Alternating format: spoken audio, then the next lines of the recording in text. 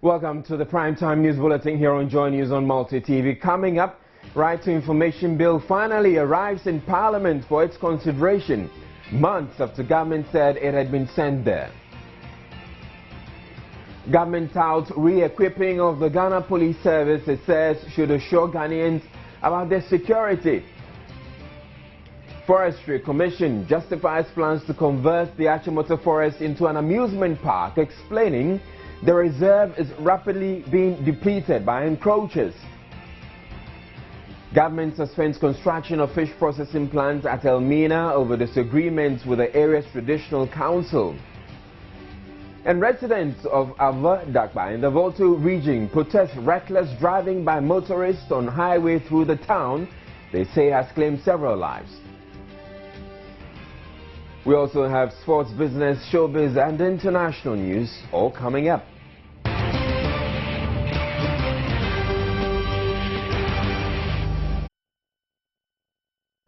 In our very first story, government says Ghanaians should be generally assured of their safety, considering what has been invested in equipping the police service.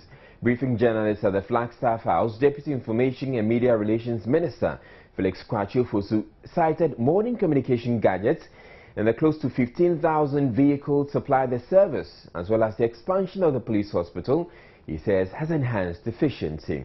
It says though the current police to citizen ratio of 1 to 784 falls short of the 1 to 500 recommended by the United Nations, the transformation of the service under President Mahama's leadership is remarkable.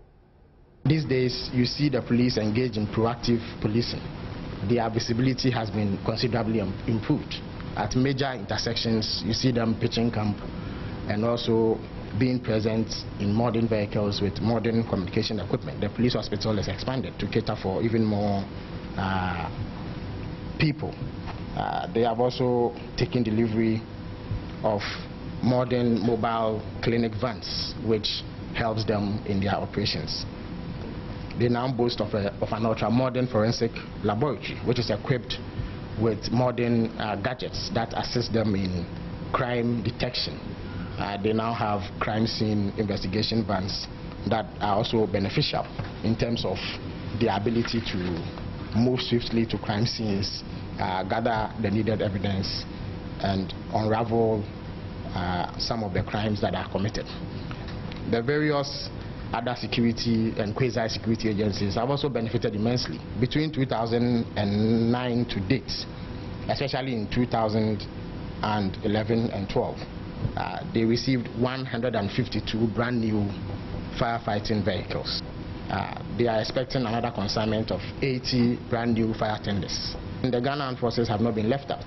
They now have a modern fleet of aircraft. The Army and the Navy as well have not been left out. These days, they boast modern seagoing vessels. The Border Patrol Unit of the Ghana Immigration Service has also taken delivery of modern surveillance systems, CCTV and Wi-Fi systems, which have been installed in 15 out of 17 strategically selected border control points throughout the country. It is the expectation of government that the new police council, as well as other agencies that are charged with the responsibility of seeing to the proper functioning of our security agencies, carry on from what has been done so far. He downplayed a recent armed robbery attack on a police station. I do not believe that that incident is enough basis to say that the people of Ghana do not have confidence in the police. In fact, the abilities of the police service are not in doubt. In the run-up to the Supreme Court verdict also, we saw how they deployed, we saw how they mapped up strategies to protect the peace and ensure that the verdict passed without any incident. Of course, criminals have evolved new strategies as a response to the steps that the state, through its various security agencies, have also taken to protect the citizenry. So it is not surprising that they will become brazen and want to stage daring operations and crimes. But it is precisely because of that we continue to equip and empower the security agencies to be able to deal with them. And so I'm sure the police, through its own processes, will be able to investigate this particular incident and bring the perpetrators to book. But it is clearly an isolated incident, even as it is worrying. But the police certainly have the wherewithal to rise to the occasion and protect all of us.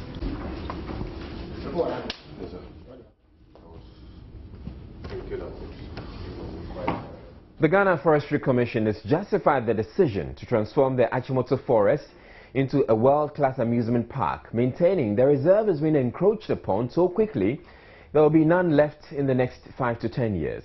Chief Executive Samuel Afari Date, in an interview with Joy News, also dismissed suggestions the forest reserve has been sold. Matilda Nyakwan Dennis reports. The Achimota Forest is a vast expanse which shares bounds with the Achimota School, Ghana Institute of Management and Public Administration, University of Ghana and the George Walker Bush Highway. It currently houses the Accra Zoo after it was relocated to make way for the seat of government at Flagstaff House, and also serves as worship grounds for hundreds of churches.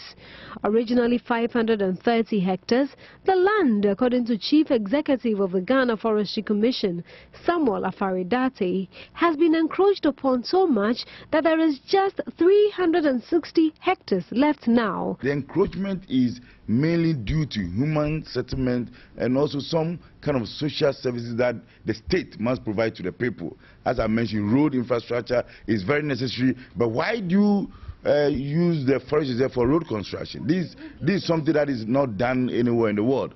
If it's a water facility that must be constructed somewhere, people want it to pass through the forest. If it is a police station, and so on and so forth. And if it continues, I'm sorry to say, within the next 5-10 years, Achimota Forest will be gone.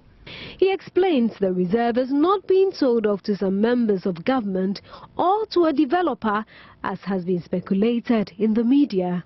Rather, he says the Commission will seek to support to develop it into a world-class eco-tourism enclave similar to the Nairobi National Park. Introduce some animals from the Mole National Park, the Kakum areas, the Dija areas. We introduce these animals. Achimota Forest, currently we're making about 60,000 visits per annum. And then the revenue is somewhere around between $60,000 to $100,000. With the current project, we'll be making over between $5 to $10 million per annum compared to what Nairobi National Park is making. And you see, when you compare, currently all this money we are making, we are only making them from the religious groups and the mini zoo that we have there. And it's not enough. We need to increase the attractions to over about 30. According to the Forestry Commission boss, contrary to the worshippers' fears, they will no longer find sanctuary in the reserve. The proposed enclave will accommodate them. Religious activities actually is not a nuisance to when it comes to forest reservation. One of the prime objectives of forest is to provide people to practice their religious activity or their spirituality in a very serene environment. However, because the forest reserve, there are some conditions, and one, you have to reduce the level of noise pollution and so on and so forth. So religious activity in a forest is not something new. It's even encouraged, but you have to do it according to the environmental standards. So in this new project, obviously we're going to have what we call a spiritual enclave, where we'll group all the religious activities for them to practice their spirituality without disturbance. Though 90% of the trees in the reserve at the moment are neem trees, the Forestry Commission boss says there are plans to introduce other species, including mahogany and Antarctica plants, which are more environmentally friendly. Government, following bitter disagreement with the traditional authorities over the proposed location of the Elmina fish processing plant, has with immediate effect suspended all ongoing construction at the site. The traditional authorities, after a meeting with a government delegation, have subsequently proposed another location for the project. The government delegation, led by the Deputy Fisheries Minister, met chiefs of the Edina Traditional Council. The chief processing plant was promised the people of Elmina by the late President John Evans Atta Mills, but never saw the light of day until President John Mahama laid the foundation stone for work to begin on the $11 million project some months ago. The chiefs, outraged that the project took off without their consent, had marched to the site to stop the contractors, leading to a standoff.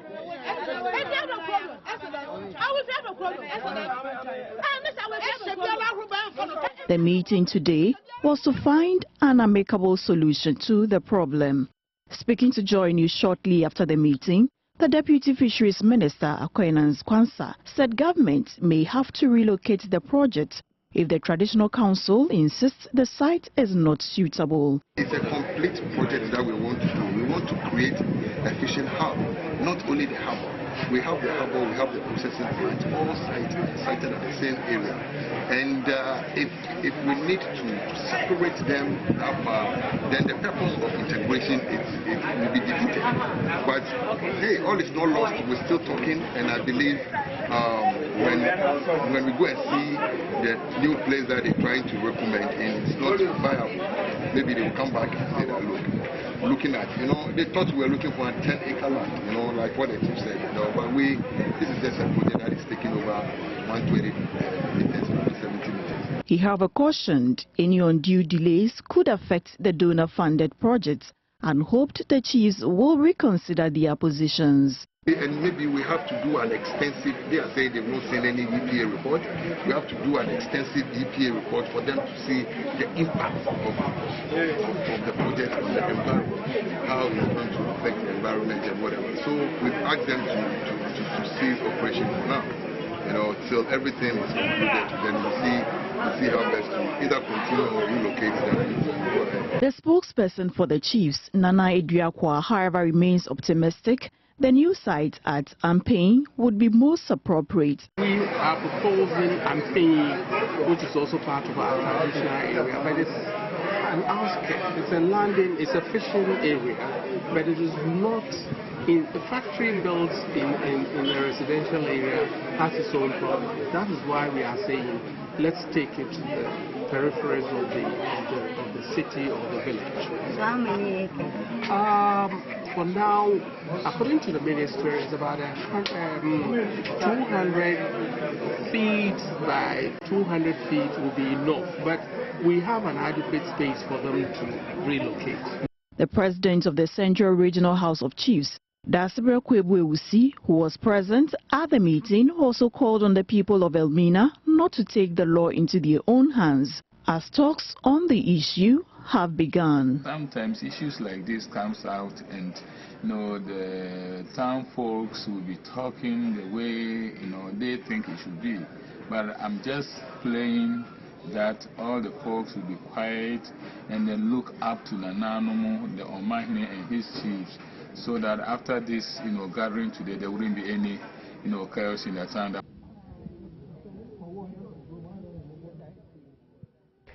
The Right to Information Bill has finally been relayed for the consideration of Parliament after the previous House failed to pass it, even though extensive work had been done on it. The laying of the document confirms MP's insistence it was not with Parliament, contrary to claims by the Executive. The House also adopted a report of the Joint Committee on Communication and Defence and Interior and approved the supply contract for a dedicated security information system, which was rejected by both sides of the House last week.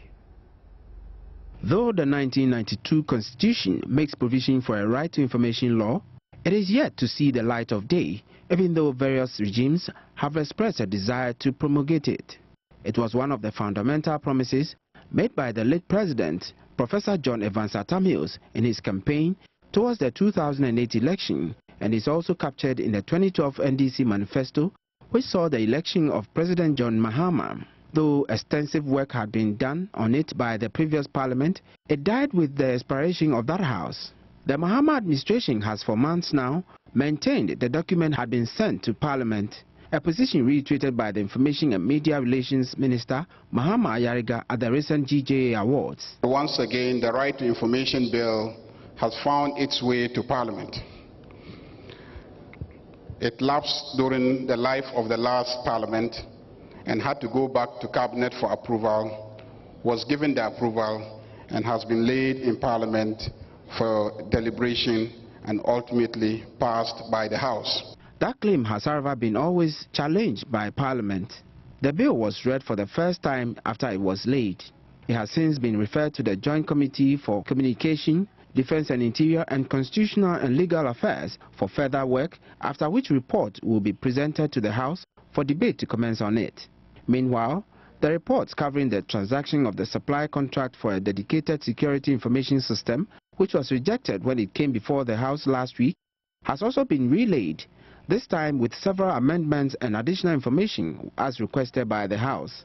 But some members felt the document, due to the extensive nature of the amendments, would have to be represented. The impression originally I got from the leadership here was that, which we went backwards to discuss, was that they were going to withdraw this, substitute this, then give members the opportunity to be able to debate on this particular one. But just because we are referring to the other paper, that, well, this is what the other paper says. But you know, Parliament is a matter of its own procedure. And so we should be able to give members the opportunity to look at the report, which is totally different. Others, however, disagreed.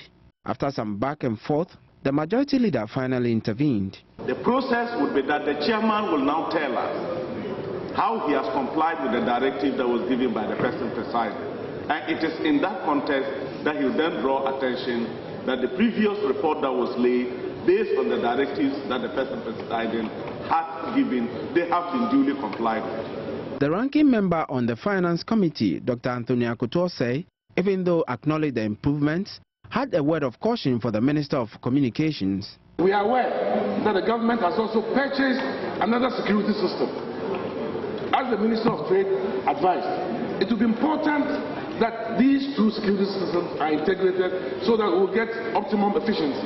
Otherwise, there will be something wrong. Prior to the debate, the Minister for Defense and MP for Navrongo, Mark Owen Woyongo, read a statement acknowledging the role played by the ex-servicemen in the security of the state. Meanwhile, staff of Parliament who threatened a strike on Tuesday over the conditions of service have deferred the action to the end of November following the Speaker's intervention in the matter. The workers are demanding significant improvements in the conditions of service they say have remained the same since 2005. The strike, if allowed to take place, will affect the laying of the 2014 budget scheduled for November 19. Joy News first aired the workers' grievances and their threat to strike about 3 weeks ago. General Secretary of the Financial Businesses and Services Union, Benjamin Mingo, however, explains another thorny issue, which is further complicating the matter, is the attempt by the senior parliamentary staff to stop them from unionizing.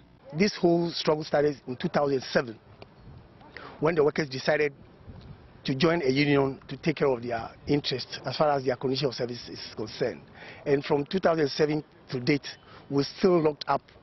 And I can tell you for a fact that the unionization process is in court. We want a representation on the committee which is dealing with the salary structure. And finally, they want the clerk to take measures to withdraw the case from court, the case of unionization from court, and get it settled. Benjamin Mingo also said, per Standing Order 168 Subclause 3, they are well within their right to ask for their share of the ex gratia the MPs enjoy. It may not sound well for people to think that workers of Parliament may also be agitating for end of service benefits just like MPs, and we can understand that. But you see, Parliament work with certain regulations, and you have standing orders. And if I quote, you have Standing Order 168, which says that it shall be the duty of the committee to consider all matters connected with provisions of services to members of Parliament and staff. This is where the catch is. So it is not out of place for workers to believe that they are also entitled to some kind of consideration when it comes to end of service benefits. He, however, acknowledged the efforts made by the Speaker to get the matter resolved, saying they have received assurances the issues will be resolved by the end of November. And the news continues after the break. Tensions as a result of a standoff between Ghana and Ivory Coast over the discovery of crude oil on the maritime boundary between the two countries could potentially be heightened even further. That's according to Minister for Land and Natural Resources Alhaji Yunusuf Hussaini.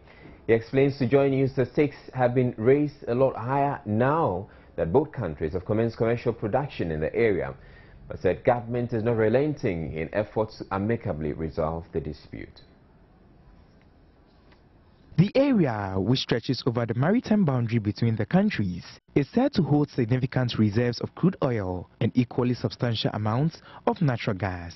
It is adjacent, though not very close to the Jubilee field, where production has been ongoing for some years now. Ivory Coast, in its latest claim to the area, happened sometime after commercial production began on the Ghanaian side, leading to the establishment of a technical committee in a spirit of ECOWAS to resolve the matter. The main issue is the delimitation of our sea or maritime boundary. And the maritime boundary, I mean the territorial waters, the continental shelf of Ghana. What has happened over the years has been that we as a country, working together with the Côte d'Ivoire, have been able to delimit our land boundaries. But we have not been able to delimit our maritime boundaries. Now, there are various principles that are applied in delimiting the maritime boundary. Ghana believes that the principle that should apply in this matter is the equidistance principle. But the Ivorians think otherwise. So that is why a joint committee is formed in the spirit of ECOWAS to be able to sit down to peacefully resolve this matter. Lands and Natural Resources Minister Alhaji Inusa Fuseni is optimistic Ghana will win the case. The joint teams will have to visit the land boundary between Ghana and Ivory Coast, which is known as Boundary Post 55, the BP 55, to establish the geographical coordinates of that boundary. About 1,000 angry residents of Dakpa in the Akachi North district of the Volta region have taken to the streets of the town in a peaceful demonstration against reckless driving. This is claiming lives there. According to statistics made available by the residents, nearly 40 people have been killed on the Ho Denu Aflao highway, which runs through the town. The demonstration also doubled as a funeral procession for a 9-year-old school pupil who was killed a few weeks ago by a speeding vehicle. The demonstrating residents clad in red held up placards, some of which read, "Our life is in danger. Drivers avoid overspeeding. Drivers learn to drive carefully, and drivers stop bribing police." According to them, they had had enough of the senseless deaths which had occurred mainly in the Dakpa township alone. On the highway itself, the vehicles appeared careless about the lives of the townsfolk, especially the school children. The situation was no different on the day of demonstration, resulting in some heckling of some drivers. Spokesperson for the demonstrators, Patrick Ahiabu, said 39 people, 29 of them school children, have been killed so far. This year alone, this is the 4th person that we are burying this morning, and it is a very bitter situation. We are all bitter this morning. You can see everybody displaying his level of anger, his level of pains, his level of all kind of adjectives that can qualify this sad event in the Vedakpa community. We are not happy, so we are appealing to the government to come into our aid and then solve this problem for that. He led the demonstrators to the Akachi North District Assembly, where a petition was presented to the District Chief Executive. The DCE, James Gunu, assured the residents some pragmatic measures would be taken after a careful study of the situation. I've also invited the officials of the GPRTU so that together we'll receive the petition, study the content very well, and take the issues one after the other and ensure that we implement prudent and pragmatic measures to ensure that the state of accident in the community is brought to the barest minimum. We're going to ensure zero tolerance for road accidents in the district. Dakpa is the district capital of the Akachi North District of the Volta region. It is located on the Ho Aflao Road. Comlado's report from the Akachi North District of the Volta region. Pneumonia, according to pediatricians, still remains one of the leading causes of death in children under age 5, despite several efforts to control it. Pediatricians say if 90% of children will be appropriately vaccinated against the disease, it could help reduce pneumonia by up to 65%. Pneumonia is an acute respiratory infection that affects the lungs and is usually caused by bacteria, viruses or fungi. It is a serious condition that makes people very sick and can sometimes be fatal. The disease can occur in both the young and the old, but more especially in children, as their immune system is not strong enough to fight it. Pneumonia can be spread in a number of ways, though mainly in environmental conditions such as poor ventilation and overcrowding, which enables the bacteria to thrive, especially in the dry season. Especially when we, sometimes we still cook with coal and open fires indoors, and there's really not very much ventilating. That's a risk factor for pneumonia. Overcrowding is a risk factor for pneumonia. Poor sanitation is also a risk factor for pneumonia.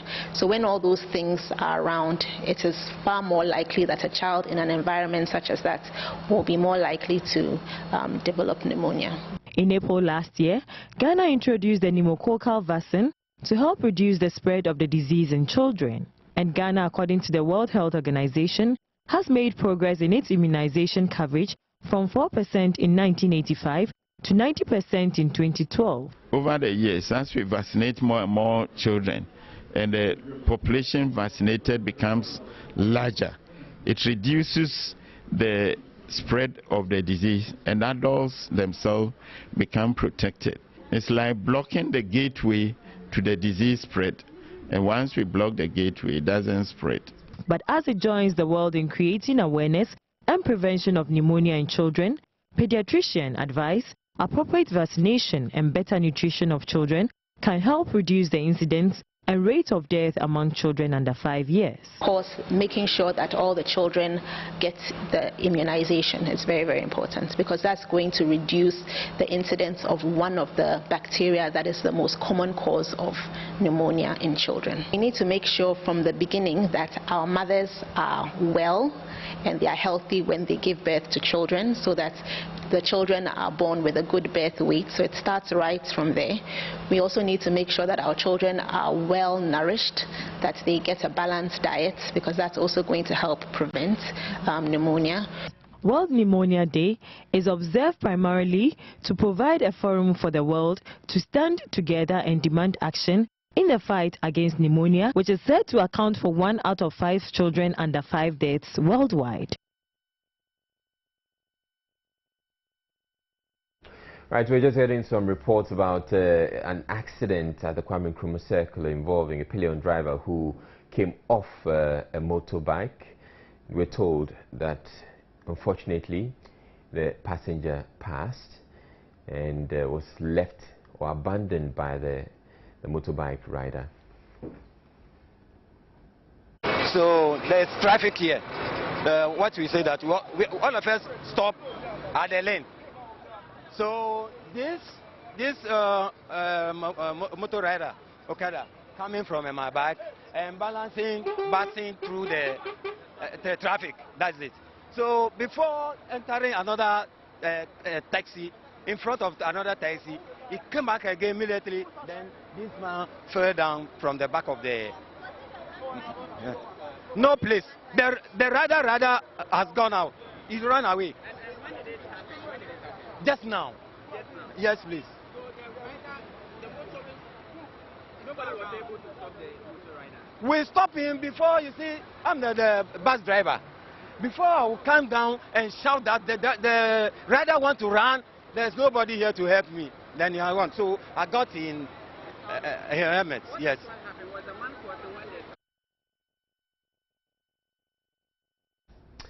Well, we're told that the police has arrived on the scene and they're taking care of the situation. But that's it. We're bringing you business news after this break.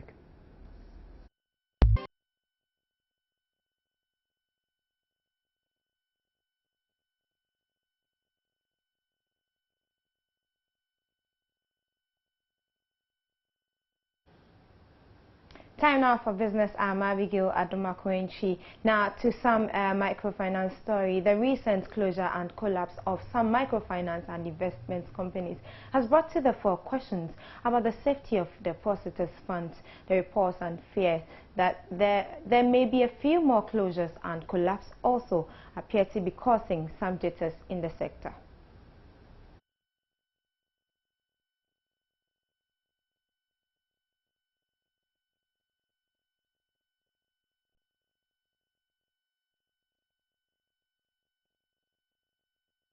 A number of financial institutions into microfinance, investments, savings and loans are springing up to provide savings and credit facilities to businesses and individuals at lower rates.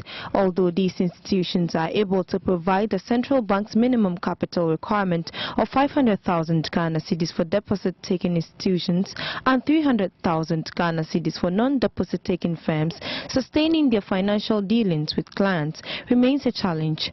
A number of them are unable to pay back their returns of investments made by their clients. Two of such victims who prefer to be anonymous shared their experience. Actually, the agreement is that monthly there will be an interest of 10% monthly, and that's for a year, right? But the interest will be given after 6 months. So February will be a year since I invested with a US group of companies. And so when it got to August, I went to them for my 6 months interest, only to be given a check which I put into my account only for it to bounce. And then they sent me text messages that I should hold on and resubmit the check at a different date, which has still not worked out. So I got an interest rate of 8% a month for a period of 6 months. So I invested an initial capital of 5,000, hoping that after 6 months an interest of 2,400 Ghana cedis would add up to 5,000, making 7,400. But it was supposed to mature in September, 18th September. I haven't heard anything from them. No form of communication whatsoever. But have you tried to communicate with them? Yes, I went over to the branch where I did the investment, and then they didn't seem to give me any useful information. So I had to they referred me to the headquarters, which is at Nungwa. And then the day I went there, I equally saw a bit more frustrated people there. Yes, hundreds of them. I'm currently in front of the U.S. group of companies, the company that has a microfinance as a subsidiary and has a lot of clients who have their monies locked up in there. I'll be going in to find out what has happened to those monies and how they intend to pay back. The company was still in operation when the news team entered the premises. The public relations officer explained why some payments had stalled. We have over 4,000 as a clientele base thereabout. I paid about 2,300 thereabout. I started paying from January, in February, March, April, May, June. Then somewhere mid-June, I halted payment. Why? Because I'll give you a case study. People who have invested 13,000, for instance, within a year are supposed to make about 30,000 from me. It is obvious I was selling the fish at the farm gate at a wholesale price. People can buy and go and sell. Then the people who are now the middlemen are making money at the expense of my client and the company because of the wholesale package. So ideally the best for me to do is also to venture into the retail market. So I halted the payment because we're not making money at the wholesale, put up in cold vans and cold stores across the country, and we are not into retail marketing and we are paying our client. He was sure the company will pay back the monies in no time. I have paid over 2,300 of my client whose investment are due. We are paying people based on their maturity. If your investment is mature, say in August, I have to pay before I pay someone whose investment matured in where? In September. Anytime they have a concern, a challenge, they should come to us. We are here to address their concerns. Our doors are open. Anything like that. No, you can see the business is active. Look, we have a lot of business operating under the umbrella. The U.S. farming project is just an aspect of it. And there is no, we don't foresee us going down. Now, do we like a company who can go bankrupt? No. Other microfinance companies, however, have completely shut down. A client of DG Capital, for instance, told me off camera that he invested about 3,600 cedis only for the company to close down. DG Capital is one of the microfinance companies that has folded up because of financial difficulties. Now, officials a month ago gave their clients about a month to pay up their monies, but their time is getting close and they have not heard anything from them, I have been told. Now, I tried to get to officials, particularly the Chief Executive Officer, but it has proven futile. But what happens? Joy News would keep you updated. Abigail Adomakwenchi.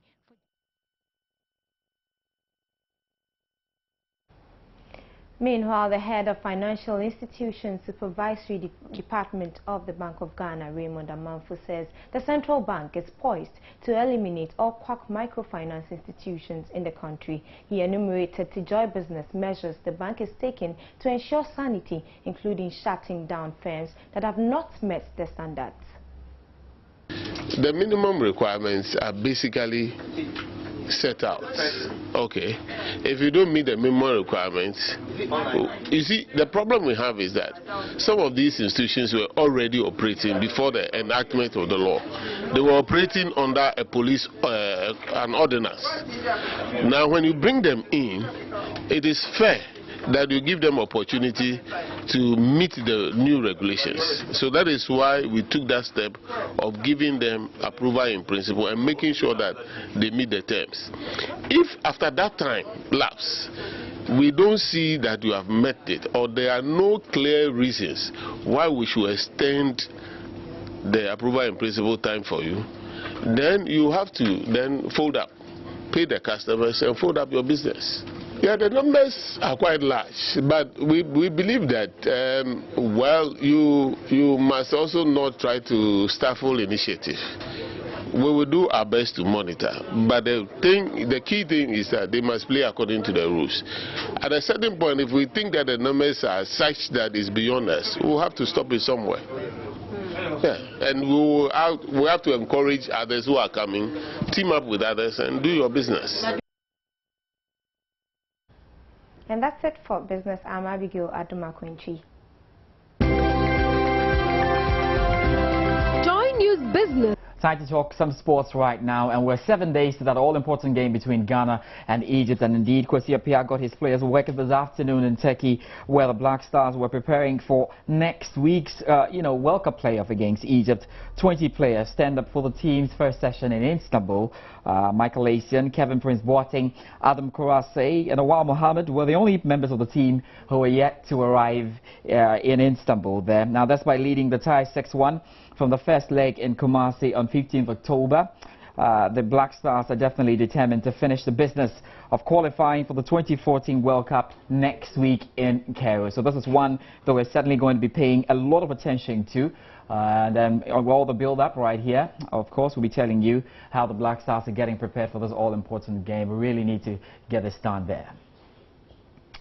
And our head coach of the local Black Stars, Maxwell Konedu, has called 26 players for the impending Gold TV Waffle Cup. The home-based players are expected to begin camping in Obuasi in a few days, and that sub-regional tournament scheduled for November 23 to 28.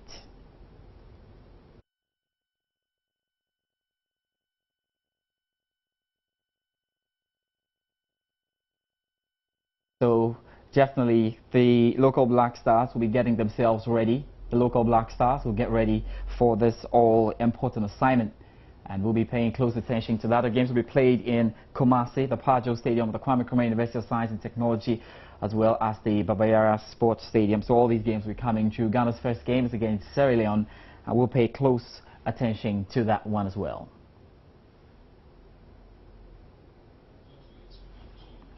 Now, the national cycling team are in Nigeria to participate in this year's ECOWAS International Cycling Tour to take place in Ivory Coast, which begins today and ends on the 18th of November.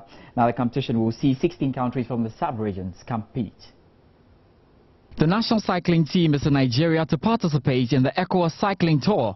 Burkina Faso won the last 2 editions of the tour, and 14 countries are expected to arrive in Lagos for the 3rd edition of the Ecowas Cycling Tour that will flag off tomorrow at the National Stadium in Lagos.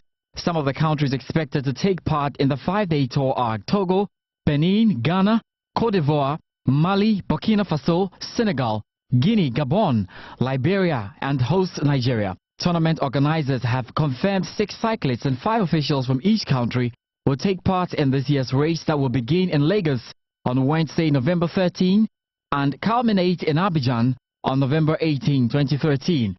Ghana's team include 2013 Cowbell Tour winner Prosper Agbo and sensational fighter in cycling Samuel Anim.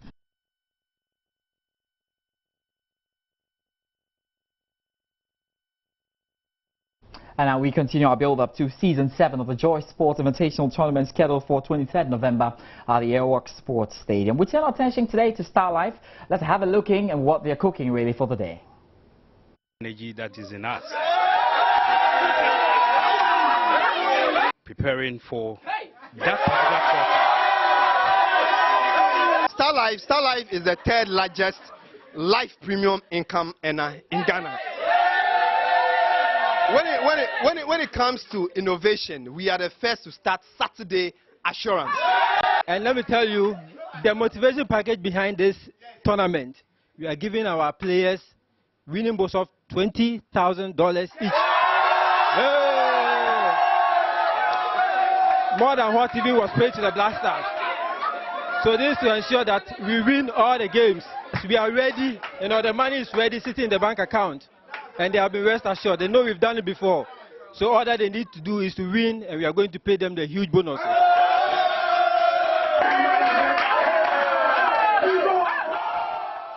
All right, so do the calculation. $15,000 for the Black Stars. Resulted in 6-1 against Egypt. $20,000 for Star Life. Well, we'll be thinking about our winning bonuses right here to see how we can compete with that. That'll be all for sports tonight. My name is George Adejuna. Do you have a great good evening? Israel will join us with international news. Sports was brought to you in association with Smile, you've got Higo. Now, what will make one erase completely show this identity when years have been spent nurturing that identity? Well, that's exactly what music duo FOK and Boys have done, shaving off their dreadlocks because they say there is bad perception about people with locks. Like we a dream, oh. The things we work for, fight for, live for, die for, You can always expect anything extreme from the FOK and Boys, but if you were asked to guess their next outrageous action, you would never have gotten it right. That the duo could shave off their several years of nurtured dreadlocks. What's the next craziest thing we should be watching out for? No, we don't plan crazy things. They just, crazy things find us. How come you have tiny rasta here? Tiny rasta. Big locks. This is hectic. Yes, my own saffron. Mine is a member of parliament. So it's eating big hair cream. Why did you opt for this? I don't know. Why do I even call it braids? It's not braids, it's just normal locks. There's different types. The person who did it for me, who twisted it. Me, my own, I twisted it and left it. Over the weekend, the controversial artists are reported to have stepped into a barbering shop in Nima, a suburb of Accra, with the intention of going to urinate, but realized upon entering that it was the best time to shave those famous locks.